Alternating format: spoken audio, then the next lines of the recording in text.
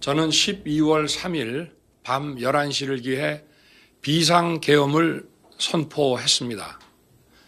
약 2시간 후 12월 4일 오전 1시경 국회의 계엄 해제 결의에 따라 군의 철수를 지시하고 심야 국무회의를 거쳐 계엄을 해제하였습니다. 이번 비상계엄 선포는 국정 최종 책임자인 대통령으로서의 절박함에서 비롯되었습니다. 하지만 그 과정에서 국민들께 불안과 불편을 끼쳐드렸습니다. 매우 송구스럽게 생각하며 많이 놀라셨을 국민 여러분께 진심으로 사과드립니다.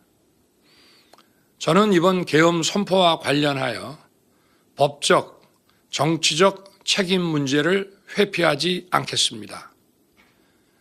국민 여러분, 또다시 계엄이 발동될 것이라는 얘기들이 있습니다마는 분명하게 말씀드립니다. 제2의 계엄과 같은 일은 결코 없을 것입니다. 국민 여러분, 저의 임기를 포함하여 앞으로의 전국 안정 방안은 우리 당에 일임하겠습니다. 향후 국정 운영은 우리 당과 정부가 함께 책임지고 해 나가겠습니다. 국민 여러분께 심려를 끼쳐드린 점 다시 한번 머리 숙여 사과드립니다. 윤석열 대통령의 짧고 담백한 담화 잘 들으셨나요? 담화의 핵심은 이번 계엄의 목표가 성공적이었다는 대국민 보고입니다. 그 이유가 임기 중 제2의 계엄은 없다고 말한 건데요. 정밀 폭격을 목적으로 시행되었던 이번 계엄이 무작에 성공했는데 또다시 융단 폭격으로 제2의 계엄을 진행하는 멍충멍충이 세상에 또 있을까요?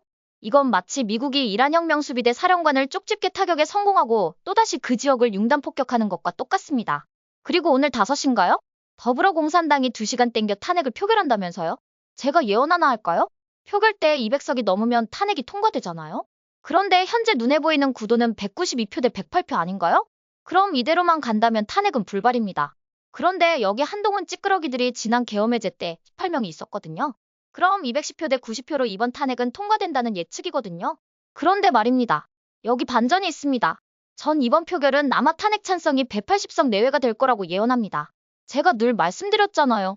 대한민국에 기생하는 반국가 세력들이 두려워하는 건 중국 공산당도 아니고 북한 김정은이도 아닌 바로 미국이라고 말입니다. 올해 7월에 트럼프 대통령 당선인은 펜실베니아에서 어처구니 없는 암살 시도에 노출되면서 귀에 총상을 입는 최악의 상황이 벌어졌는데요. 그 사건이 있은 지 며칠 후 트럼프는 제이디 벤스를 부통령으로 지명합니다.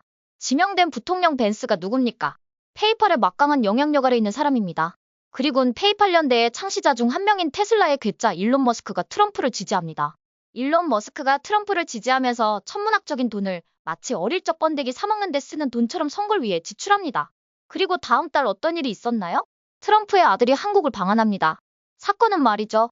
지금부터 방향성을 갖게 된다고 전 판단합니다. 머저리 쭌석이가 이렇게 한 말 기억하시나요? 윤석열 대통령이 자신한테 부정선거에 대한 견해를 말했다고 말이죠.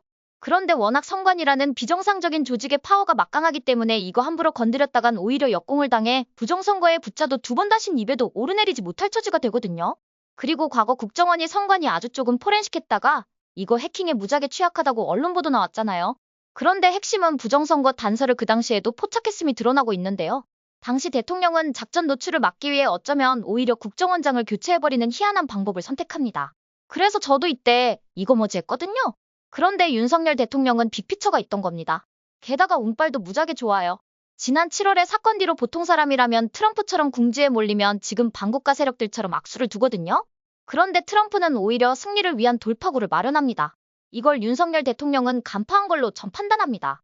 그리고 웬 떡입니까? 트럼프 아들이 방한을 합니다. 아마 여기서 부정선거를 밝히기 위한 윤석열 대통령과 트럼프 당선인과의 일종의 보이지 않는 시그널이 있지 않았을까요? 만약 해리스가 이번에도 부정선거로 당선되었다면 윤석열 대통령의 부정선거를 밝히겠다는 의지는 한여름밤의 개꿈이 됐을지도 모릅니다. 그런데 하늘에 계신 박정희 대통령께서 생전에 그토록 국민이 행복한 나라를 갈망하신 기도가 이루어지는 순간입니다.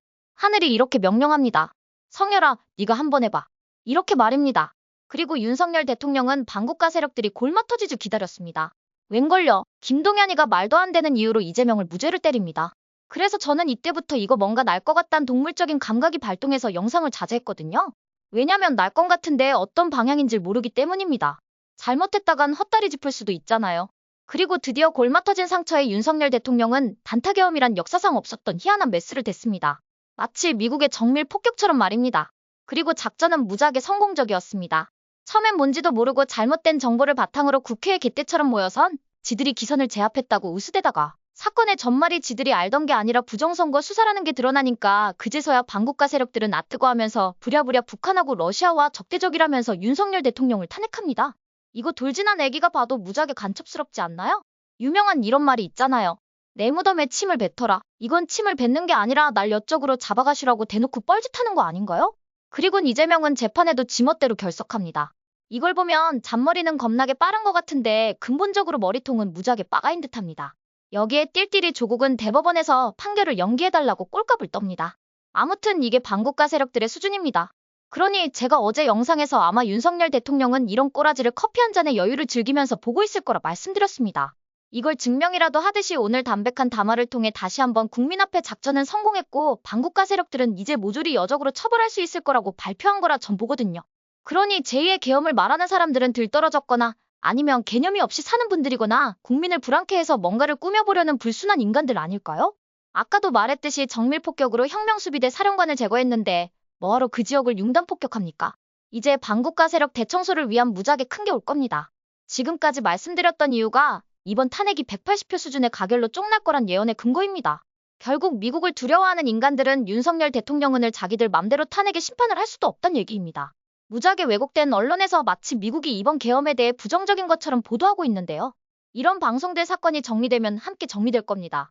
아마 조선의 제일계는 자길 밀어줬던 띨띨한 세력들과 함께 역사의 뒤안길로 사라지지 않을까요?